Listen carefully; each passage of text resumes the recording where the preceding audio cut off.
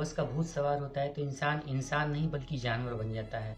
वो अपने रिश्ते, नातों, उम्र, धर्म, मजहब और यहाँ तक कि देश और समाज की भी परवाह नहीं करता है और अपनी हवस की आग में अंधा होकर वो ऐसी-ऐसी घटनाओं को अंजाम दे देता है जिसके बारे में उसने खुद भी सपने में नहीं सोचा होगा। आज की एक ऐसी घटना आपको हम बताने वाले हैं जो आपको भी गुस्से से भर देगी, आप भी परेशान हो जाएँगे और आप कहीं न कहीं ये सोचने पर मजबूर हो जाएँगे कि क्या हम अपने आस-पास के भी करीबी रिश्तों पर, अपने ही लोगों पर भरोसा कर सकते हैं या फिर नहीं? वेलकम टू द शो सच्ची घटना। दोस्तों, देश की आर्थिक राजधानी मुंबई का एक सबर्बन इलाका है जिसे दिंडोशी कहते हैं। इसी दिंडोशी में एक घर में एक 78 वर्षीय बुजुर्ग महिला सो रही होती हैं। दिन का वक्त होता है और वो अपने घर में अकेली ही होती हैं। अपने घर में अकेली और लाचार होने की अवस्था में वो अपने बेड पर सो रही होती हैं, लेकिन उन्हें इस बात का अंदाज़ा ही नहीं होता है, अनुमान ही नहीं होता है कि अब से कुछ ही देर में उनके साथ एक ऐसी घटना घटने वाली है जो उनकी रूह को और उनके जिस्म को तोड़ कर रख देगी।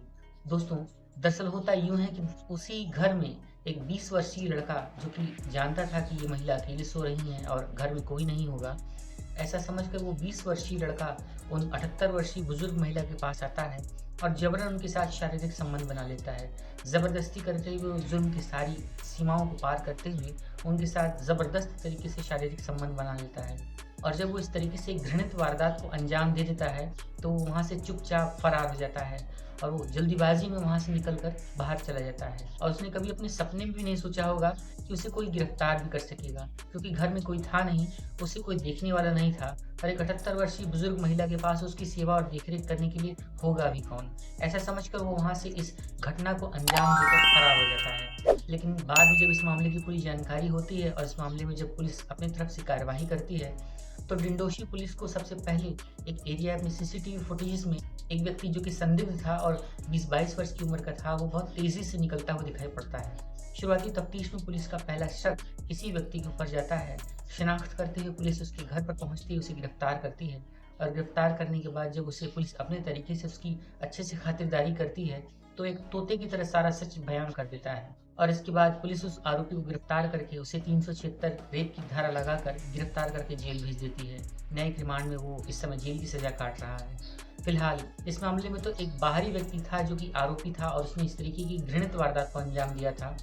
लेकिन क्या कहेंगे कि अगर कोई इस तरीके का काम करने वाला अपने घर का ही कोई व्यक्ति हो और वो भी इतना करीबी रिश्तेदार, जिसे सभ्य समाज में एक बाप और बेटी के रिश्ते के नाम से जाना जाता है। दोस्तों, बताते हुए भी मुझे शर्म आ रही है, इस कलयुगी रिश्ते में, इस कलयुगी जीवन में, इस कलयुगी समाज में इस तरीके की भी घटना घट सकती है, ऐसा किसी ने कभी सोचा ही नहीं होगा। और मैं इस तरह की खबर को बताकर शायद खुद ही लड़खड़ा रहा हूँ, मुझे बताया नहीं जा रहा है। दरअसल होता यूँ है कि इसी दिंडोशी इलाके में इसी शुक्रवार और शनिवार को एक घटना निकलकर सामने आती है, जिसमें एक बच्ची, जिसकी उम्र करीब 9-10 साल के आसपास है, वो अपनी माँ के पास बैठकर अचानक ज़ोर-ज़ोर से रोने लगती है। तो ये कहती है कि माँ, मेरे पेट में बहुत तेज़ दर्द हो रहा है। माँ को भी शुरुआत में यही लगता है कि शायद बच्ची ने कुछ खा पी लिया होगा और इस कारण उसका पेट दर्द कर रहा है। वो उसे कुछ दवाइयाँ देती है जो कि उसे आराम नहीं पहुँचाते हैं। उसका बढ़ा हुआ पेट कुछ अलग ही इशारा कर रहा था। उस माँ को इस बारे में कोई अंदाज़ा ही नहीं था। वो माँ अपनी बेटी को लेकर आस-पास के एक डॉक्टर के पास जाती हैं। कुछ एक मेडिकल चेकअप्स कराए जाते हैं। जब डॉक्टर्स ये देखती हैं, जब महिला गायनेकोलॉजिस्ट ये देखती हैं, तो शुरुआत में ही उन्हें वो पूरा शक उनकी यकीन में बदल जाता है। लेकिन फिर भी किसी रिपोर्ट को महिला के सामने बयाँ करने से पहले उन्होंने एक रिपोर्ट करवानी ज़रूरी समझी, एक मेडिकल टेस्ट कराना ज़रूरी समझा। इसलिए उन्होंने उस बच्ची का मेडिकल टेस्ट करवाया। अल्ट्रासाउंड और सोनोग्राफी कराने के बाद जो रिपोर्ट निकल कर सामने आई, उस चीज़ को महिला डॉक्टर ने उस माँ के सामने पेश किया और कहा कि आपकी बच्ची के साथ दरिंदगी की गई है और ये बच्ची इस समय प्रेग्नेंट है। एक 9-10 साल की एक बच्ची, जिसकी उम्र खेलने, खाने और पढ़ने की थी, वो अब 8-9 महीने की प्रेग्नेंट सुनाई पड़ती है, तो माँ के पैरों तले से तो ज़मीन ही खिसक जाती है। माँ हड़कंप में आ जाती है और सोचने लगती है, परेशान हो जाती है, वो वहीं रोना शुरू कर देती है और वो ये पूछती है कि ऐसा कैसे हो सकता है? मेरी बच्ची तो बहुत अच्छी थी, वो इस तरीके का कोई काम कर ही नहीं सकती है। आखिर उसके साथ इस तरीके से किसने किया है? वो अपनी बच्ची को लेकर वहाँ से उस रिपोर्ट को लेकर अपने घर पर आती है। अपने घर पर आकर अपनी बच्ची को प्यार से समझाती है, बुझाती है। उसे बहुत प्यार से पुचकारते हुए ये पूछती है कि बेटी, तुम्हारे साथ इस तरीके से किस घिनौनी वारदात को अंजाम किसने दिया है? तो उसके जवाब में वो बच्ची जब अपने उस रेपिस्ट का नाम बताती है, तो माँ बहुत डर जाती है माँ, बहुत परेशान हो जाती है। दोस्तों क्या बीती होगी उस माँ पर जिसने अपनी ही बेटी के मुँह से अपने ही पति के प्रति ऐसा सुना होगा कि उसके ही पति ने उसकी ही बेटी के साथ रेप जैसी घिनौनी वारदात को अंजाम दिया है। दोस्तों इसके बाद वो महिला उस बच्ची से सारी घटनाओं को पूछती है तो ये पता चलता है कि दरअसल ये जो बाप था और उस बेटी के साथ जून के महीने में उसने पहली बार उस बच्ची के साथ रेप किया था, जब वो बच्ची घर पर अकेली थी, घर पर उसकी माँ नहीं थी। और वो नहाकर जब बाहर निकलती है तो बच्ची के कोमल अंगों को देखकर उसके ही बाप का नियत, उसके ही बाप का मन फिसल जाता है। वो अपनी बच्ची को ज़बरदस्ती पकड़ लेता है, उसके साथ जबरन शारीरिक संबंध बना लेता है। रेप की सारी सीमाओं को पार करते हुए, जुल्म की इंतहा को पार करते हुए वो उस बच्ची के शरीर को नोचता है, खसोटता है और उसके साथ सब कुछ करता है जो वो अपनी पत्नी के साथ कर रहा होता है। इसके बाद जब उसका मन भर जाता है तो अपनी बच्ची को धमका देता है, डरा देता है और वो ये कहता है कि अगर उसने इस बारे में किसी से भी कोई चर्चा की, अपनी माँ से इस बारे में किसी भी प्रकार की कोई घटना की जानकारी दी, तो वो उसे जान से मार देगा। और वो उसको इस तरीके से उसे धमकाकर जून के महीने से शुरू करता हुआ वो उसके साथ फरवरी और जनवरी के महीने तक रेप करता चला आ रहा था। जब इस तरीके से 8-9 महीने का वक्त गुजर जाता है तो पिछले सोमवार और शनिवार के बीच में इस महिला को जब शक होता है तो अपनी बच्ची को लेकर मेडिकल में जाती है, डॉक्टर के पास जाकर वहाँ से चेकअप कराती है। चेकअप कराने के बाद इस तरीके की पूरी घटना निकल कर सामने आती है। दोस्तों इस महिला को तो कुछ करते ही नहीं बन रहा था, कुछ समझ ही नहीं आ रहा था कि वो करे तो करे क्या, अपनी बेटी का पक्ष ले या अपने पति का पक्ष ले, अपनी बेटी को बचाए या फिर अपने पति की ज़िंदगी को देखे। लेकिन फिर भी उस महिला ने सारी लोक लाज को, सारी शर्म और भया को एक किनारे रखते हुए अपने पड़ोसियों को और अपने करीबियों को इस मामले की पूरी जानकारी दी और उसने ये कहा कि उसका ही पति उसकी ही बेटी के साथ इस तरीके से लगातार रेप करता चला आ रहा है और अब उस बच्ची को गर्भ भी ठहर चुका है। तत्काल इस मामले में पड़ोसियों और करीबियों की मदद से डिंडोशी पुलिस कार्यवाही करती है। डिंडोशी पुलिस में जाकर ये महिला एफआईआर दर्ज कराती है और उस कलयुगी और उस घिनौने बाप का चेहरा जो कि छुपा हुआ था वो सबके सामने निकलकर सामने आ जाता है।